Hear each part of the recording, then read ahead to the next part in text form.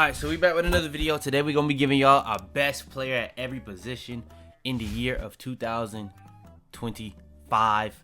This is going to be the end of the year ranking, video. Now, we're going to try to give y'all more of these, like in terms of monthly, but in terms of the whole year. We had a lot of things that happened this year in terms of football, in terms of, we recently just seen the best 11. That wasn't even close to the best 11 of the year. So we're going to make our own. So, if y'all do want more videos like this, make sure to like the video, make sure to subscribe. All that good stuff out the way. Let's hop into it.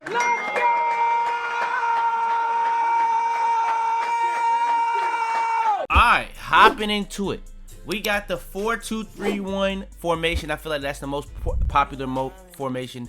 We got the double pivot with the 10. And we got the left winger, the right winger, the striker. And we got a back four. Now, I thought about doing it in other ways to fit as many guys in terms of the actual best 11 players. But we're going to actually go for the most popular formation and just get these guys in. That was the best this year. So, starting out, we got to start with a goalkeeper. We're going to start with a bench.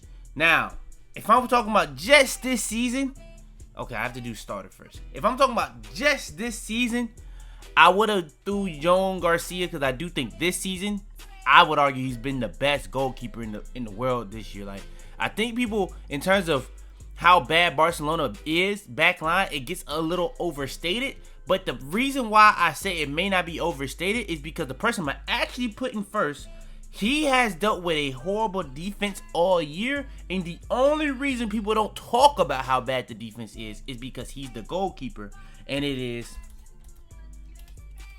Thibaut Courtois. Thibaut Courtois is easily, in my opinion, the best goalkeeper in the world right now, because when it comes to the conversation around Barca and Madrid, people just don't even talk about how bad Madrid's defensively they've been. That's not a good defense. It wasn't a good defense last year. It's the reason why they signed all those defensive players in the summer, and they're still not a good defense now. The only reason why it's not discussed is because how good he is. When you think about the game against Liverpool, he was huge in that game. You think about pretty much every big game, Madrid has been losing. But majority of the games, why it's not as bad as it probably should be, Thibaut Courtois. Now, last year, you can say what you want about those Barcelona games, but the thing with Barcelona last year and really this year, they just create a lot of chances. So they are kind of inevitable. That's why they was coming back in a lot of those games, because if you watch Barca, they kind of smoke a lot of chances. They kind of troll a lot of chances. So them getting 4 goals is not crazy when you know they do this pretty much every game if you watch them. So I don't really blame him too much for that, but for the most part, defensively, what he's done for that team, he's kind of been their whole defense, especially last year. This year, even more so, even with the signings. And so, yeah. Now, when it comes to the bench slot, when it comes to the person I would put behind Thibaut Courtois, in my opinion, it's a lot of people that you could really talk about, but I think if we talk about this season, you got to go with Donnarumma. I think there is some overrated stuff with him in terms of when he was on PSG. When you're not watching like the league, I think you kind of seeing that this year with the PSG guys. A lot of people not talking about Dembele. He won the Ballon d'Or, and people saying if lamine Yamal would have won the Ballon d'Or, that would have been the worst winner ever, which is crazy to me. But people don't even look at what Dembele doing over there in PSG. He's been back for a couple with the injuries, and he has not been great. So I think people just not really holding people to that standard because they just don't watch PSG for real unless it's Champions League. And people also forget that first half of the season last year, PSG just weren't good. In the second half, 2025 version, they were fantastic. Now, with that being said, Donnarumma is another example of that, where you think about all the moments he had. You think about the penalty shootout with Liverpool, and he came up big in that. You think about pretty much all the performances that he's had this year, big time games. He's been huge. And you got to give Donnarumma the credit for it. You're kind of seeing that with City, where he can have these lapses where people are starting to watch him more because he is in the Premier League, but he still is one of the best goalkeepers in the world. Now, let's start it out. Let's get the easy ones out the way. We're going to go with left back. We're going to go ahead and just not even waste time with it. We're going to go Nuno Mendes. I don't think it was really much of a decision here, being real. Now, when it comes to the bench option for the left back, it is tough. Because last year, I thought it was clear-cut ball day. Wasn't even really close to me. But with us doing the full year Balde in 2025, 2026 season has not been as good as he was last year. And in 2025, he was injured. You got to talk about that. So, in my opinion, the only other person I can really even put in that conversation, I would say, is Cucurella. I think if you think about national team, he gets picked over Balde. I would always question, why does he get picked over Balde? And we kind of seeing that this year when you think about the national team, when you think about Chelsea, when you think about the Club World Cup, when you think about last year, Cucurella is huge for Chelsea's back line. Then when it comes to the other side, we got right back. When we talk about right back, I think it's Hakimi. I think those PSG boys, I kind of mentioned this in the top 10 players list. I think that these fullbacks are the best two most important players on the pitch for PSG almost every single time they play. Now, you can debate that with guys like Vitinha, but these two have been phenomenal when they play. Now, you could argue Hakimi shouldn't be the starter because he did get injured, but you can kind of see how inconsistent PSG has been as soon as he got injured, and they're getting a lot of their attack back. But yeah, they actually played a lot of games this year. You can see it with all the injuries stacking up. Now, when it comes to the bench option, now a lot of people would probably say Timber, which I get. He's been very good for Arsenal. I do agree with that. But me personally, Koundé last year, I would say is better than Timber. This year, Timber has definitely been better than Koundé because Koundé just hasn't been good. Timber has been really good. But the person that I do think has been consistent over this whole year, again, it's kind of crazy. Reece James. I think Reece James. Now, the thing I would say is I've seen some people give him a knock because he plays in the midfield, and I get that. But how many fullbacks in world football could be going and moving to the midfield and being one of the best midfielders on earth? That is not a negative. That is, if anything, it is a positive and a feat. The fact that Reece James has that quality, he reminds me, like, the more I watch Reece James, I really don't get how there was ever a conversation between him and Trent, because as bad as Trent is defensively, Reece James is genuinely just as good going forward. Reece James is just, in terms of his career, he hasn't played with the attackers that Trent has played with in his career. So, I just don't really see why people just slight Reece James, except for the injuries. I get the injury argument, if that's what your point is, but he's been healthy over this year, and you can kind of see it and argue. Honestly, I would honestly, in the summer, when we was saying Reece James over Hakimi, I couldn't understand it. But I honestly, especially in terms of Hakimi, he's not nearly as defensively solid as Nuno. He's much more attacking. So when you want to compare him to Reece, you could actually argue Reece James, but I think Hakimi just did too much. And the output that he gets, like, I'm not an output GA person, but when it's a fullback, and it's not like it's a gimmick, he's genuinely, like, I'm telling y'all, Nuno and Hakimi damn near like wingers, bro. They're so good. So yeah. Then we got the center backs. I know he's having a rough year to start, but in my opinion, I'm still going Verge. I'm still going with Big Verge, gang. I think people kind of just, I liked what Salah did last year, bro, but Salah in 2025 was not good. Like, it's not a gimmick at this point that post Christmas it just is a turnoff. Before Christmas last year, Salah was ridiculous. You got to think about all the things that's happened. He slowed down in the cups. He didn't do anything in the round of 16 for Liverpool, and then in the Premier League, the year was pretty much over, and he just coasted. Virgil van Dijk, in my opinion, last year was their best player. I know their entire attack was surrounded around Salah, but just think about how good Virgil van Dijk was defensively for that team in that unit. He kept them solid in a lot of games that they really couldn't. And I just think VVD, bro, you thinking about how bad the things around him has been this year, I still think he's been good. It's a lot harder to be as consistent as he was last year, where you're starting to see these lapses in terms of situations or even games. So yeah, he's not going to be as consistently looked at as the best center back in the world, because he's just not playing with great guys around him in terms of the both fullbacks, and Konate is just not in form, which I would also say Konate, you can see how hard it is to be consistent when your fullbacks are that bad. But I'm going to say VVD. And I do think VVD, ever since they kind of start changing the formation a little bit, I think he has been improved because it's been a little bit more consistency around him defensively. But on the other side, I don't even care if he doesn't play right center back. The other best center back of the year. Now, I won't lie.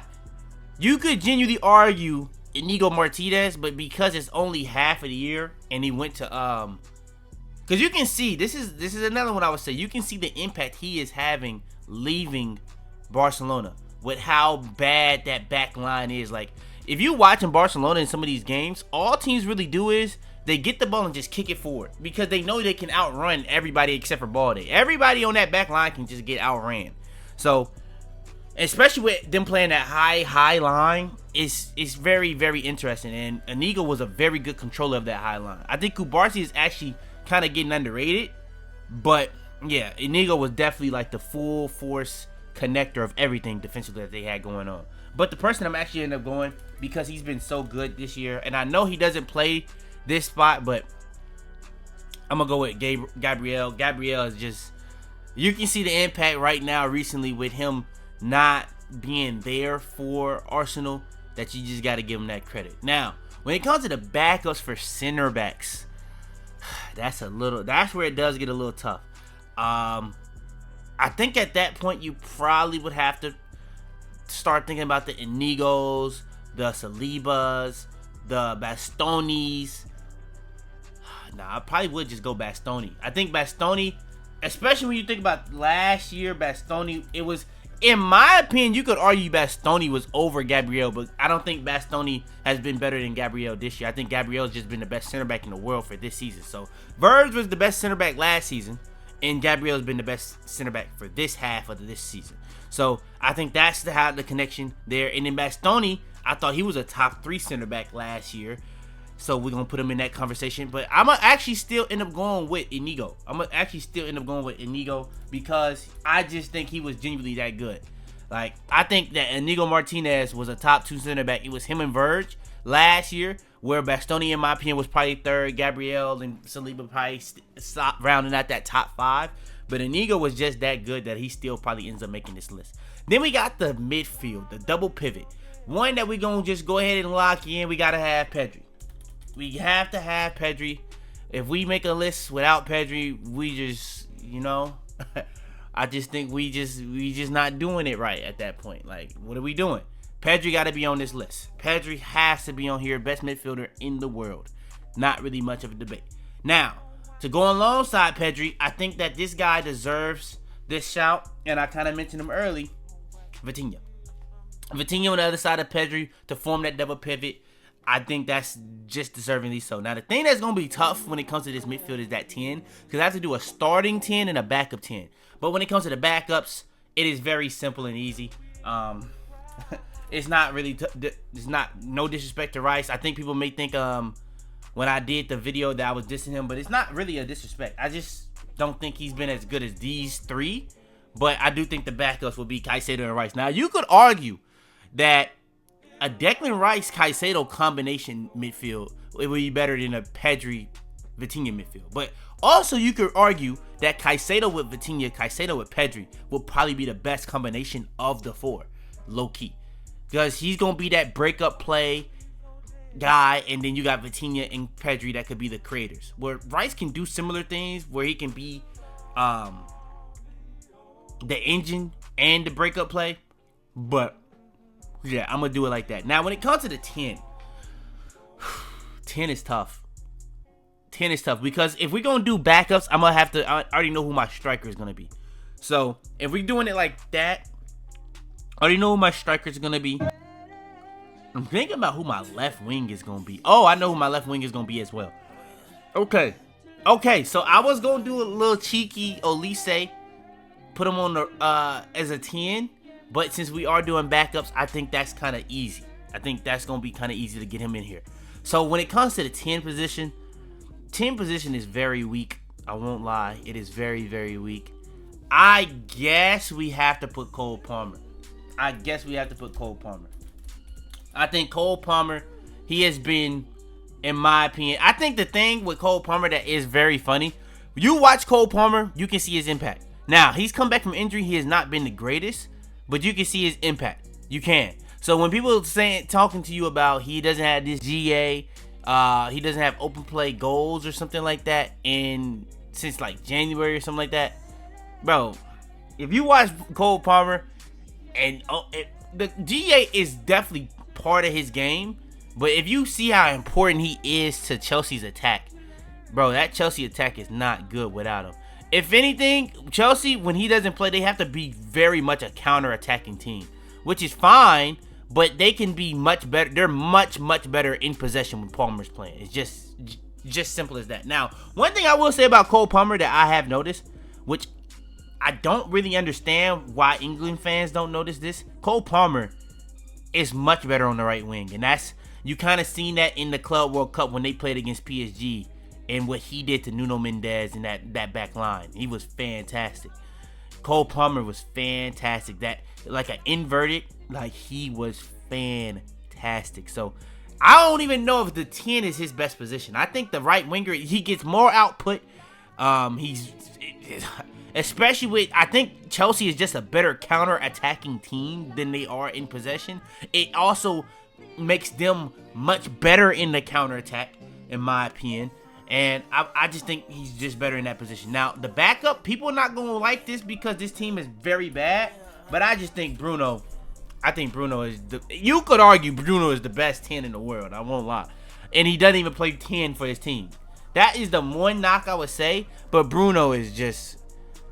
The thing is with Bruno, the only issue I have with Bruno this year is that he's literally majority of the time when United, like, get scored on, it's a lot to do with Bruno. Like, a lot of people like to talk about that back line and they play with a back five, but Bruno being one of the 8s that they use is actually hurting the team. Now, if he was a 10, a straight up 10, it wouldn't be nearly as much of a problem, but because Bruno is like, he's just not good defensively, it kind of is like a literal hole in the team, genuinely. But it's not because of effort. Bruno is one of the most effort players that, like, in the world, but he's just not good defensively. But technically, his vision, finishing ability, playmaking ability, and we talking about set pieces without set pieces, he can do everything that you really want, technically. So, I do think Bruno is just one of those guys that's underrated. Then you got to think about, and then it's like a couple overrated guys that you could say is here, like Bellingham. Musiala I like a lot, but he's just not been healthy enough to be in these combos. I'm really trying to think about who else. Bellingham is the only other person I would even have considered to be in the 10, but he just didn't. He didn't play 10 last year, and he just didn't have a good year last year for his standards. So, I don't know. And then he's also not been that good this year. So, I'm really trying to think, who is the other 10s that I could even put on here? Wirtz, but you gotta think about, he ain't been that crazy with Liverpool. I think he's been underrated with Liverpool. When you think about the money, though, it's kind of tough. It's not really been a lot of good 10s in world football. So yeah, I think those are the two 10s I would go with. And then right wing is not really a complicated thing. I think that this is the best player in the world personally, especially we talking about over the full year. I would definitely say he's the best player in the world, Lamine Yamal. But on the other side, I think that this is probably a hot take, but I don't think it was even a hot take last year, Michael Olise. I think that is just the right wing. And I would say, in terms of positions in the world right now, right wing might be the strongest position in the world in terms of the depth that it has at the top. Like, striker, after you get past 3 guys, it really gets, you know what I'm saying, gets really interesting. Right wing, you got to think about Lamine, Olise, Salah, you got Saka. You got a lot of really good right wingers at the top. You even got some guys like off of PSG you can throw in that conversation. I just thought about it. Dembele may not even make my list. And I don't think that's really that crazy. But Dembele in this part of the season just hasn't been that good. Where Lamine has been ridiculous all year, both sides. Olise has been ridiculous all year, both sides. And then when we get to striker, it's not really nothing I can do about this one, bro. Haaland has to be on here. He's the starting striker for me. I think Haaland is the starting striker. Now, you could argue that Dembele here for the bench. It really is between Dembele and Kane for me. It's just really tough. Hey, that's actually a conversation. If you want to say Dembele over Kane here, I'm honestly not mad at you. I'm really not, personally. But I'm gonna go Kane personally. I just think Kane has also slowed down, but Dembele has genuinely just not done anything in this part of the season. He's done nothing. He's genuinely just done nothing. So if we doing the full 2025 it's kind of tough to put Dembele on this list. I could have low-key put Dembele at low-key. That's what I'm gonna do, because Dembele needs some love. I'm gonna actually go Dembele in the 10. I'm gonna actually go Dembele in the 10 to get him on here. So hold on, remove. So we're gonna go Dembele, because we gotta have Dembele on here. That just doesn't really make sense to me. So we're gonna go Dembele in the 10 and Palmer right behind him. So just to make sure that we got the Ballon d'Or on here, where I thought he was deserving. I would have said Lamine Yamal should have had it personally, but I thought he was deserving. It just, like I said earlier, I just think that Nuno, Vitinha, Hakimi were better, more important, and more consistent throughout the full season than Dembele. I think Dembele, once they made that tactical switch to putting him as like a false 9, and they was just kind of doing like that fluctuation in terms of that front 3, where you could have Kvara in any place in the front 3. You had Doué any place in the front. You really could even have Hakimi showing up at striker. You could have Nuno Mendes showing up at the left wing. You just had a lot of different things going on in their attack.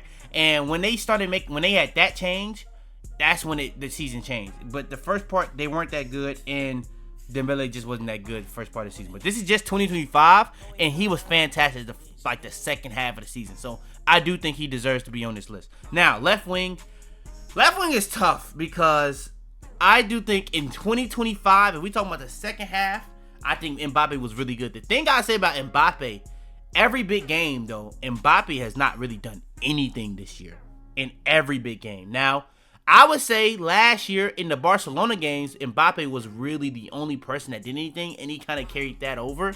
But outside of really the Barcelona games, because majority of those he lost.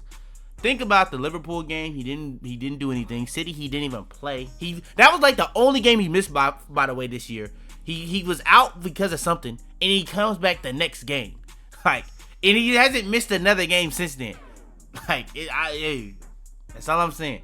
But I'm going to actually say Mbappe. I'm going to go first. I love what Rafinha has done this year, but I'm going to go Mbappe first, because you could argue Mbappe this year has been the best man. Rafinha has dealt with some injuries, so I give him the edge there, and then Rafinha as the backup left winger. I think that is my best 11 with the backups, just to make sure that everybody gets a mention. Shout out to Bruno though. I think Bruno, he deserves a mention. I think he's in those midfielders. But I had to get Dembele on the list somehow, some way. Like he won the Ballon d'Or. Like he has to be on here some way. Like you could have put Kane in this 10 as well. I put him in the 10 in terms of the monthly tier list, but in terms of the 2025 best 11, this is my best 11. So yeah, y'all do want more videos like this? Make sure to like the video. Make sure to subscribe. All that good stuff out the way, man. Your boy Fitz. I'm out of here. Tell him to bring me my money. Yeah!